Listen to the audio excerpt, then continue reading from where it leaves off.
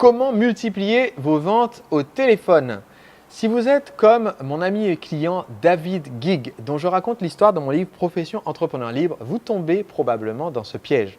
En 2006, David était orthophoniste et essayait de développer son cabinet en proposant un nouveau produit, des DVD de contenu de formation pour ses collègues orthophonistes. David avait réalisé ses contenus avec une experte, Monique Touzin, pour créer un DVD sur la rééducation du langage écrit. Et la difficulté de David dans son petit bureau de Cambrai, c'était de réaliser des ventes quand il appelait les cabinets de collègues orthophonistes pour leur proposer le DVD. En effet, David tombait régulièrement sur des collègues et donc avait tendance à leur parler d'orthophonie. Et ces conversations étaient longues et déviaient énormément d'un script typique de conversation de vente. Le principe qui permet d'éviter ce piège et le principe qui a permis à David de se sortir de ce problème, c'est le principe de l'appel à l'action. Le principe de l'appel à l'action, c'est de se dire, pour chaque communication avec vos clients, vous devez systématiquement savoir quelle est l'action que vous attendez de leur part. Et donc, si vous faites une conversation téléphonique, vous devez avoir un papier avec éventuellement votre script, mais dans tous les cas, avoir en encadré et en rouge la direction dans laquelle vous comptez amener cette conversation et l'appel à l'action que vous souhaitez faire à la fin. Pour David, ce dont il s'est rendu compte, c'est que le meilleur appel à l'action n'était pas initialement de tenter de faire directement la vente du DVD, mais était plutôt de faire en sorte que ses collègues orthophonistes répondent à un petit questionnaire d'études de marché pour mieux connaître leurs besoins et également récupérer leurs coordonnées et la permission de les recontacter. Et donc, ça a permis à David par la suite de développer une entreprise, Orthoformation, qui a réalisé des centaines de milliers d'euros de ventes sur Internet en apportant des contenus de grande qualité à ses collègues orthophonistes. Si vous voulez développer votre activité rapidement et augmenter votre efficacité commerciale, vous devez faire un appel à l'action dans toutes vos communications avec des clients potentiels et ne pas vous contenter d'une simple conversation. 2 astuces pour éviter que votre entreprise ait mauvaise presse. S'il y a bien un individu que vous devez absolument éviter si vous voulez que la réputation de votre entreprise reste immaculée, c'est bien le journaliste en croisade. Et au cours de mon parcours, après avoir créé plusieurs entreprises, une école de danse latine, un centre de coaching amoureux pour les célibataires, le mouvement des entrepreneurs libres que je dirige jusqu'à aujourd'hui, 2 startups et plusieurs autres activités, eh bien, j'ai été confronté très souvent aux médias et j'ai eu la chance d'être interviewé sur des plateaux télé, sur des chaînes de radio ou dans des magazines et journaux un peu partout en France et également à l'étranger.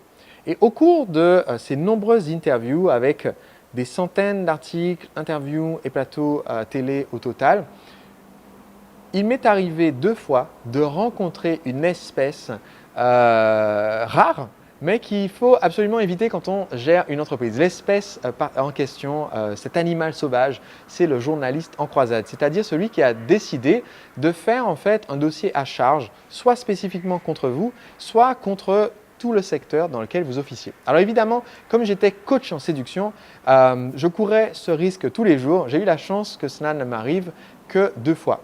En fait, à mes tout débuts, j'organisais un atelier à Lille et une journaliste de France Culture m'a demandé « Sébastien, est-ce que ça t'intéresserait qu'on vienne sur un de tes ateliers ?» Alors je dis tutoiement, mais en fait non, on me vous voyez. Donc Sébastien, est-ce que ça vous intéresserait que nous venions sur un de vos ateliers ? Cette personne est venue et a enregistré en fait le déroulement de l'atelier, les conseils de Sébastien, le retour du client, dans la rue, les interactions avec les jeunes femmes que j'aidais mon client à aborder.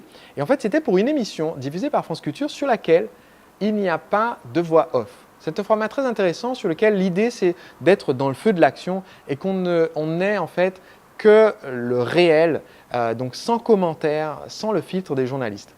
Et ce qui s'est passé, ce qui est très intéressant, c'est que le résultat final de cette émission était en fait trop positif, trop élogieux, on donne des conseils, le gars rencontre des filles, il est content. Et en fait, mon émission est la seule de la série où une voix off a été rajoutée après pour venir en fait compenser le côté positif du reportage.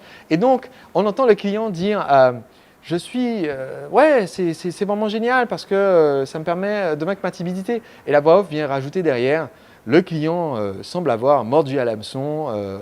Enfin, la voix off vient en fait sous-entendre, le gars en fait, c'est un pigeon.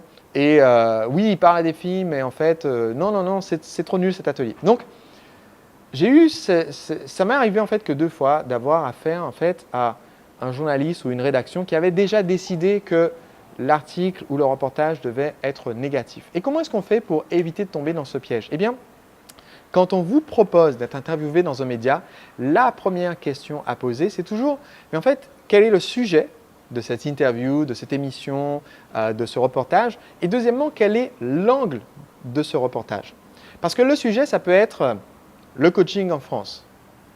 Mais l'angle peut être très différent entre une émission qui va dire le formidable essor du coaching en France, ça c'est un angle, ou arnaque ou vraie promesse, les secrets des nouveaux vendeurs de rêves. C'est un autre angle qui n'est pas du tout le même pour parler du coaching en France. Et donc, si vous voulez éviter de vous retrouver avec un reportage à charge sur votre activité, posez cette question. Et vous allez voir que le journaliste qui est sincère et qui veut faire un reportage impartial va toujours vous dire quel est l'angle de son reportage ou de son interview. Il va vous dire, je réalise un dossier sur les artisans de la foire de Lille et comme vous en faites partie, on aimerait vous interviewer. Et donc notre angle, c'est l'artisanat, comment survit-il face à la concurrence d'Internet? Là, vous allez dire, ok, ça m'intéresse.